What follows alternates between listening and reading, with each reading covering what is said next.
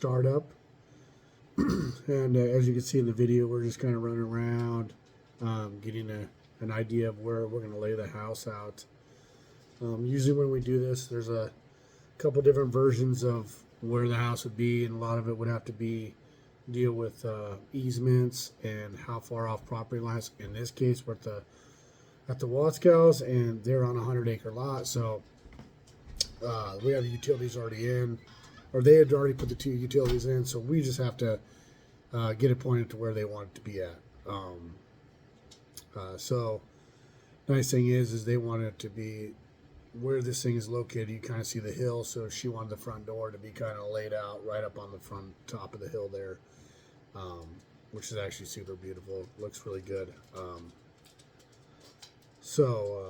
Well, what we do is when we start using our batter boards, we get figured out our first line. Our datum point in this case is actually right here next to the right here where I just first was standing, right close to the GoPro.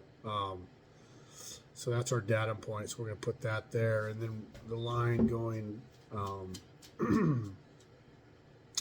towards that electrical, like where we're standing right there, will be our first one.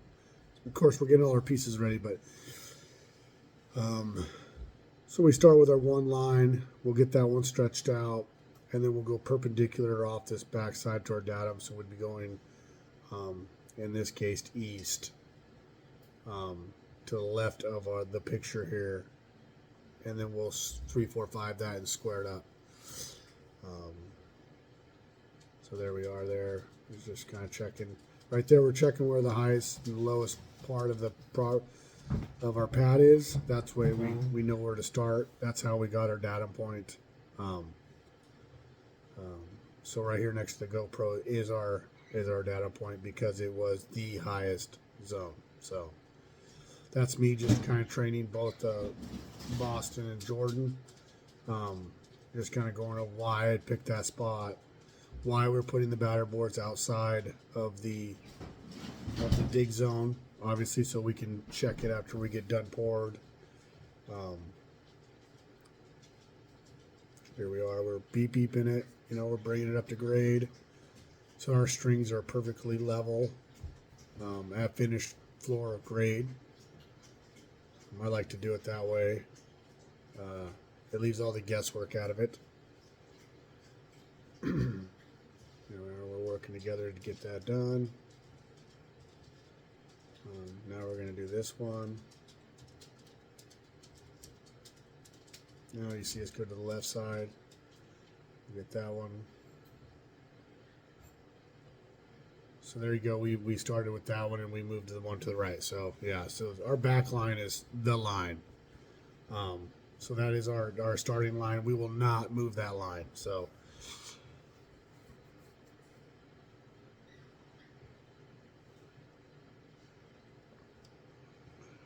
I wish we could move that fast.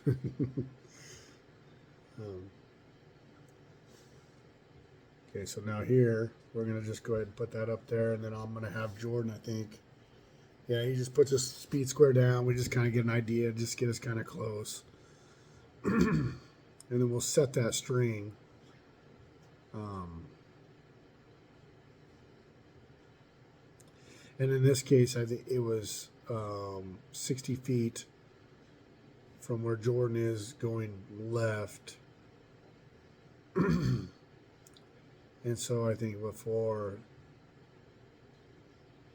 yeah, so 4 times 15 is 60. So it was exactly 60 going to the left, and then it was 15 times 3, which is 45 going to the right. And then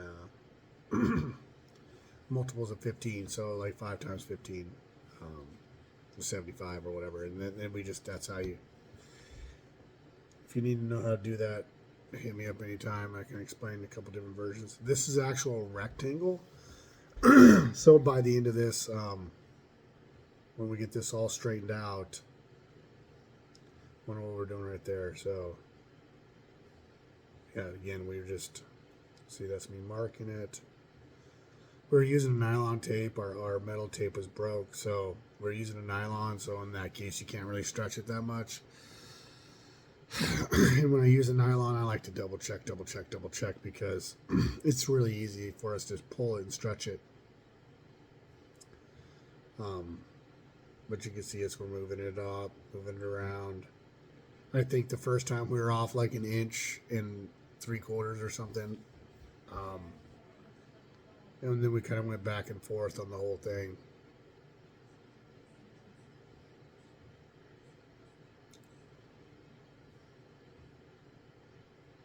So we double checked, measured it. Okay, oh, well, we're still off. I'm pretty sure we were off a few more times.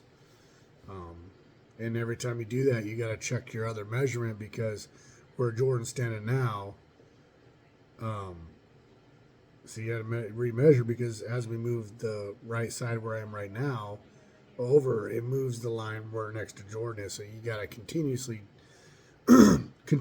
check both those marks, remark usually, and then redo your 5 in that instance there. Okay, so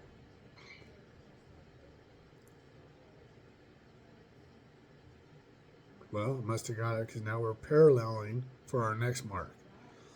So once you get your 2 line square, then you can parallel for your other ones. In this case, this is a rectangle, so it's 50 by 60.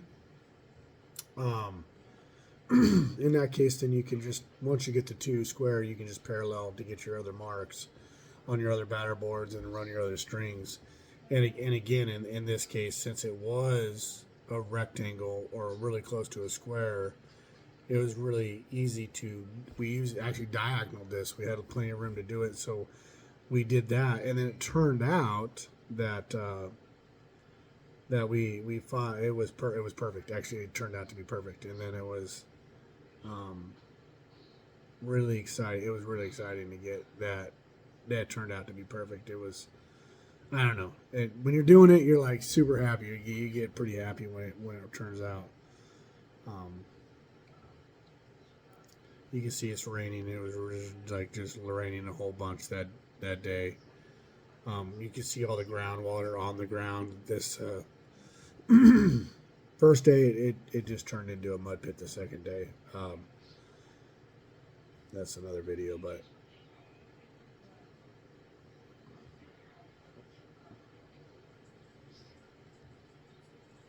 all right, that was it. Thanks. Bye.